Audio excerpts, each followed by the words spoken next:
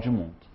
Esse monismo, ele está presente numa leitura que não exclui nada da possibilidade da religião abarcar.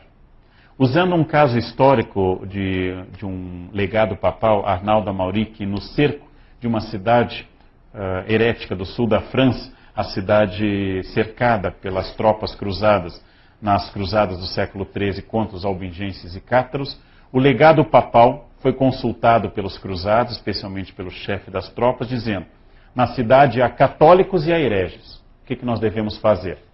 O legado papal disse: queimem todos, lá em cima Deus separa os dele. Essa ideia anedótica ou histórica, ela é absolutamente fundamentalista. Ou seja, não faço mais distinção moral, não faço mais distinção de partido, não vamos pelo menos separar o nosso partido do outro. Vamos dizer assim: eu acredito no meu Deus, mas não me importa o que a África acredita, não importa o que a Oceania acredite. Não, a proposta é total. A proposta é total. Em religiões missionárias, como o cristianismo e o islamismo, e também em religiões não missionárias, como a maior parte dos judaísmos. Bem, eu vou me deter especificamente no fundamentalismo que torna esse tema um tema importante, que é a nossa reação ao fundamentalismo islâmico.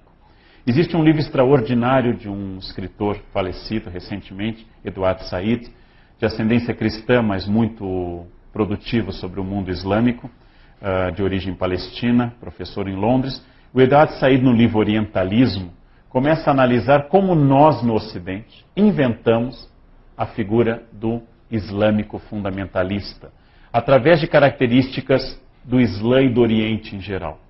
Para Eduard Said, na arte, na literatura, nas obras do Ocidente, o Oriente é um local de pessoas violentas, exóticas e sensuais. O Islã vive em dança do ventre e assassinatos. Ele vive envolvido nessa interpretação ocidental, apenas numa infração permanente das regras do celibato, uma infração permanente às regras de contenção da luxúria e, ao mesmo tempo, numa violência absoluta. Ele chega a comentar que há autores que queriam dizer que em árabe há mais palavras para violência do que em inglês, por exemplo. No domingo eu escrevi para um jornal de São Paulo uma resenha sobre um livro do Frederick Forsyth, o primeiro que eu li na minha vida, espero, do fundo do coração, que seja o último, chamado O Afegão. E, literalmente, um livro lançado há 2 anos, um livro recente, diz sobre o Islã coisas aterradoras. Por exemplo, que as madraças, as escolas corânicas, tiram seus alunos dos esgotos. É uma ofensa absoluta. A Al-Isra, ou seja, a ascensão de Maomé, é uma crença de todo muçulmano fanático. E eu perguntei no texto que eu escrevi no Caderno Mais, acreditar na ascensão de Jesus torna um cristão fanático? E aí vejam a diferença de nós para o Islã. Há um filme em cartaz pavoroso que mostra o heroísmo de 300 espartanos. Eles foram lutar com um exército de 1 milhão, sem nenhuma chance de vitória. São brucutus anabolizados, que vão enfrentar um exército superior. Morrem todos e são heróis. Eles são kamikazes, heróis. Quando um islâmico se mata pelo que acredita, ele é um fanático. Ele é um fundamentalista. Por que o rei Leônidas de Esparta e seus 300 fanáticos são heróis? Tem estátua, filme, história em quadrinhos. E por que um islâmico, ao se lançar contra as torres, é um fanático que não pensa? Porque nós somos ocidentais. E toda bobagem nossa é heróica, épica, maravilhosa, e a do outro é pavorosa. Vou dar um outro exemplo para vocês. Todas as vezes que há um problema de assassinato no nosso mundo ocidental, como por exemplo a seita davidiana em Waco, como por exemplo o atentado em Oklahoma, ou por exemplo o atentado desta semana na universidade, nós atribuímos este atentado, essa violência, ao desequilíbrio mental de um ou de alguns. Olhando um fundador de uma religião nos Estados Unidos, que mandou seus fiéis se matarem para acompanhar um cometa, e tinham que usar tênis Nike para poder subir a bordo do cometa, porque o Nike tinha o símbolo do cometa. Olhando esse tipo de personagem, o Applewhite, as pessoas dizem, é desequilíbrio mental, todos os povos têm seus desequilibrados, então não é um problema sociológico. Quando há uma violência no Oriente Médio, nunca é desequilíbrio de um, é sempre coletiva, sociológica, civilizacional e religiosa. Eu pergunto aos senhores se alguma vez ouviram nos jornais a expressão terrorismo católico para o que o ETA e o IRA fazem na Irlanda Católica e no País Basco Católico. Jamais vocês ouviram a expressão terrorismo católico. Não obstante, o ETA e o IRA eram organismos ligados à fé católica.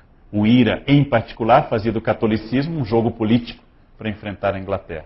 Quando o IRA explode um pub matando gente em Londres, é radicalismo político. Quando alguém explode uma mesquita no Iraque, é radicalismo religioso. Por quê? Porque nós somos ocidentais. Com isso eu estou dizendo, há fundamentalistas e terroristas no Islã e no Ocidente. Em nenhum momento eu vou fazer o jogo do relativismo cultural e dizer, não, essa imagem da violência é pura cena. Não, mata-se no Oriente Médio, em nome da religião. Mas também se mata no Ocidente em nome da religião. Mas nossos assassinatos parecem ser simpáticos ou promovidos por loucos. E o dos outros não são ocasionais, são estruturais, são endêmicos. A nossa noção de terrorismo, ela se baseia na base de todo o preconceito. Que é um preconceito? É quando eu tenho um conceito anterior à experiência, é um pré-conceito, é um a priori, não é científico. Por isso, quando eu sou fechado no trânsito por um homem, eu me irrito com aquele motorista que errou. Quando eu sou fechado por uma mulher, todos os motoristas homens, e curiosamente algumas mulheres dizem o quê? Tinha que ser uma mulher. Por que isso? Porque no nosso preconceito misógino, o erro de uma mulher compromete todas. As mulheres são uma categoria, a primeira base de todo preconceituoso. Os negros, os gays, os índios, cujo dia é hoje, ou seja, são uma categoria. Enquanto quando eu não tenho preconceito, não é uma categoria, é um indivíduo. Então, se há um grande erro feito por uma pessoa loira de olhos claros, eu digo, é um idiota loiro. Agora, se é um erro feito por um indígena, por um negro ou por outro grupo, eu coletivizo. Tinha que ser de tal grupo. Isso é exatamente o preconceito. E esse preconceito, essa incapacidade de reflexão, que é o preconceito, ela é muito utilizada para o Oriente. Eduardo Said demonstrou tanto no orientalismo, como no livro Cultura e Imperialismo, que nós inventamos um Oriente. Nós inventamos um Oriente violento, exótico e libidinoso. Nós inventamos um Oriente que é um risco. E isso dá origem até a um livro muito bem construído, mas com uma hipótese muito perigosa, do Huntington, chamado Choque de Civilizações. No qual, diz o autor, que nós estamos enfrentando hoje uma nova Guerra Fria. Não entre capitalistas e comunistas, mas entre áreas avessas à ocidentalização, à democracia, aos direitos individuais, etc., que é o Islã. E outras áreas simpáticas ao habeas corpus, liberdade de imprensa, etc. Ou seja, essa teoria, no fundo, nascida de um preconceito, acaba dizendo que o Islã é um universo que não pode ser absorvido pela cultura ocidental. Da mesma forma que se dizia dos indígenas no século XVI na América, da mesma forma que se dizia dos escravos negros do século XVI ao XIX, que eles não podem ser absorvidos. Quando muito, podem ser beneficiados pelas luzes da civilização. É esse darwinismo social, é essa crença de que as pessoas são muito diferentes e que estão em diferentes estágios de desenvolvimento cultural, que anima a maior parte das notícias atuais sobre o Islã. Ou seja, a ideia de que no Islã vive-se um clima de terror, que as mulheres não têm valor algum, que é naturalmente avesso à democracia, que não existe liberdade de imprensa. Se vocês assistirem a dois grandes canais, Al Jazeera e a CNN, vocês vão ficar intrigados para saber onde há liberdade de imprensa. Se é na fonte norte-americana ou se é na fonte do mundo islâmico. Porque parece que nos Estados Unidos as notícias têm uma padronização muito maior do que assistindo, por exemplo, uma rede islâmica como Al Jazeera. Assim como nos Estados Unidos há redes mais livres e outras menos, no mundo islâmico também há redes mais livres e outros menos. Outra crença que o Said não trata, mas que eu acho curioso. As pessoas me perguntam, especialmente quando visito países islâmicos, como é que se pode proibir o povo inteiro de beber. No islamismo, o álcool é proibido. E eu acho tão lógico responder que o islamismo proíbe o álcool, como a Igreja Católica proíbe o adultério. É absolutamente proibido. Não é? Como o judaísmo proíbe a mentira, por exemplo, é absolutamente proibido. Ou seja, o que significa o que a religião proíbe? Eu não posso fazer em público. É isso que significa a proibição religiosa. E, eventualmente, alguém que siga aquela ideia. Mas, voltando ao que eu estava desenvolvendo. Todo terrorismo é considerado coletivo, endêmico, sociológico no mundo islâmico. Todo gesto terrorista no nosso mundo é centralizado no indivíduo. E vou dar um exemplo inquebrantável para essa demonstração que eu trouxe a vocês. Quando alguém mata pessoas como um estudante sul-coreano na Universidade da Virgínia, o tipo individual dele está em todas as redes hoje. Está sendo analisado, em breve nós teremos acesso aos boletins, à certidão de batizado dele. Hoje eu vi um depoimento de uma tia-avó dele. Vai começar a fazer um estudo do caso. Por quê? É um louco individual, é um sociopata, é alguém que provocou a morte de várias pessoas. É um perturbado. E assim nós tratamos no Ocidente. Eu queria que vocês me dissessem o nome de um único assassino no Iraque, onde no mesmo dia morreram 130 pessoas. Uma única pessoa que tem assassinado. Ou o nome de um dos terroristas que se lançaram contra as Torres Gêmeas nos atentados. Nós não guardamos os nomes dessas pessoas. Não pela sua raiz semita difícil de pronunciar, mas porque para nós não é um terrorista, não é um indivíduo, ele não tem pai, ele não tem mãe, ele não tem escola, ele é o islamismo inteiro naquele avião rumo às Torres Gêmeas. É exatamente essa diferença de enfoque que faz com que o Ocidente acredite da mesma forma que paulista vai ao Rio e tem medo de assalto. E os cariocas morrem de rir desse medo, e o carioca vem a São Paulo e anda temeroso na Paulista com medo de ser assaltado. É sempre a ideia de que o problema está no outro, ou seja, de que o problema reside no outro. E quando eu encontro o problema no outro, o nosso etnocentrismo, a nossa fascinação pelo eu, faz com que eu entenda que o do outro é fanatismo, o meu é um exercício satisfatório. Ou seja, o mesmo torcedor de um time fanático, não vamos identificar times pelos bens, pelo bem-estar dessa noite, o mesmo torcedor que acha que a outra torcida é fanática, é absolutamente fanatizado. O mesmo que acha que a outra religião é estranha, acha que os seus hábitos são saudáveis. Certa feita, uma amiga, comentando que era véspera de Páscoa judaica, e ela era de fé judaica, ela tinha que fazer uma limpeza na casa dela para encontrar todas as migalhas de pão fermentado e retirar da casa. E não podia, inclusive, utilizar naquele dia sua lente de contato, porque o soro fisiológico tinha um elemento de fermento, e naquele dia de Pessah, de Páscoa, ela não podia utilizar fermento. Eu, que trabalho com religiões, manifestei um pouco estranho que ela, uma pessoa tão racional, passasse o dia catando migalhas pela casa e não pudesse usar sua lente de contato. E ela me disse isso, mas vocês não vêm daquela religião que adora bolachinha? E eu levei um tempo para entender que para ela, o catolicismo do qual eu me origino adora uma bolachinha.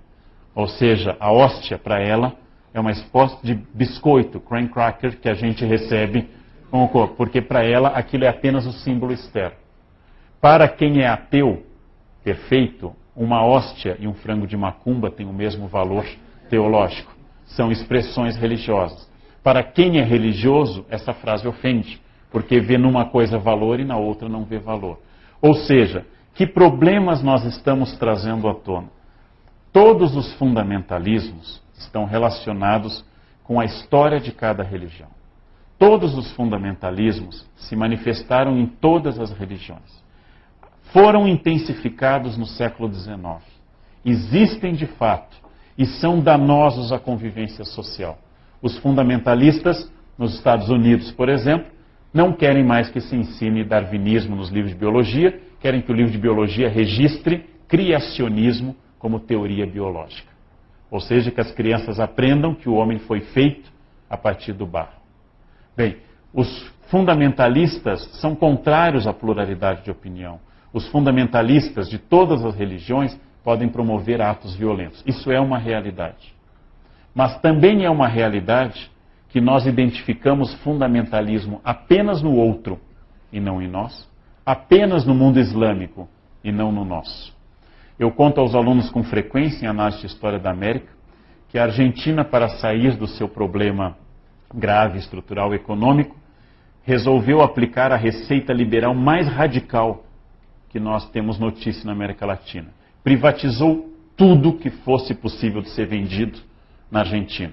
Disse aos aposentados, aos jubilados, valeu, não tem mais aposentadoria. A gente se vê por aí. Ou seja, acabaram com a aposentadoria de todo mundo. Encerraram contas, demitiram funcionários públicos, venderam estradas, venderam empresas petrolíferas, tudo. E a Argentina foi mais para o fundo do buraco. O que disseram os liberais, a escola de Chicago em particular? O que a Argentina tem que fazer? Mais privatização, mais cortes sociais, mais. Isso é exatamente um fundamentalismo liberal. Aquele que nega qualquer realidade e que o mundo seja destruído, mas que a minha ideia seja implementada. Esse é um fundamentalismo de tipo liberal. Ou seja, não raciocina, não pensa mais no mundo real, não aceita alteridade. Só há um caminho para o sucesso. E esse caminho é o caminho do liberalismo. O mesmo que dizem os fundamentalistas. Aliás, há uma proximidade muito grande entre as posições radicais políticas de esquerda, de direita e religiosas. Há uma proximidade muito grande entre o militante de esquerda e o missionário religioso. Ele tem uma verdade, ele tem que convencer aquele que é ateu ou que é alienado politicamente. Enquanto ele não convence da sua verdade, ele vai continuar dizendo. Eu sempre recomendo às pessoas concordem logo com o fundamentalista ou com o radical político, senão ele vai continuar explicando. A nossa fascinação pelo eu faz com que nós olhemos a nós como o equilíbrio. Eu comento com as pessoas a maneira como nós narramos uma briga, que é extraordinária. Eu sempre narro uma briga para um terceiro dizendo, aí eu disse para ela, mas por que você está assim? E ela, eu imito uma voz estéril. Eu disse, calma, não seja assim. Eu sou sempre o filósofo platônico, equilibrado, um zen, que tenta trazer a luz da razão para aquela pessoa perturbada. E aquela pessoa tem uma voz alterada. Observem como as pessoas descrevem brigas para vocês. Se nós fazemos isso na nossa relação de alteridade, no nosso universo cultural, tentem entender essa relação de alteridade com outro universo cultural, que é o islâmico e o fundamentalista, etc. O grande desafio do século XXI é exatamente que nós somos colocados lado a lado com a experiência da alteridade mais dinâmica que nós já tivemos em toda a história. Daí a bela metáfora que faz o professor Pondé, a partir do filósofo polonês-inglês Zygmunt Bauman, de nos falar sobre uma ligeira pátina de gelo sobre um lago congelado. Nós somos obrigados a conviver com a alteridade, inclusive religiosa. Quando a maioria daqui nasceu, o Brasil era um país que tinha mais de 96% da população católica. Esse número está em 75% e diminuindo. Quando a maioria nasceu, por incrível que pareça aos mais jovens, não havia canicama ou mamão papaya há 20 anos. Ninguém comia sushi a não ser filhos de japoneses. Num prazo muito curto, nós somos expostos à diversidade culinária, à diversidade musical, à diversidade literária, à diversidade de todas as espécies, inclusive a religiosa. E nesse desafio, a reação natural tem sido, e naturalmente essa que nós estamos pensando, como eu convivo com essa diversidade. Segundo a minha colega Eliane Moura, as religiões só se tornam tolerantes quando não conseguem mais obrigar o outro a se converter. Quando elas tentam matar e converter e não conseguem, bom, então cada um no seu lugar, quando elas não conseguem mais. Então religiões que mataram por séculos e não conseguiram impor a sua fé, agora começam a dizer, então vamos conviver em paz, porque não foi possível impor essa ideia. Então esse ecumenismo disfarçaria, na verdade, o desejo de todas as religiões, de todos os fundamentalistas, de todas as pessoas que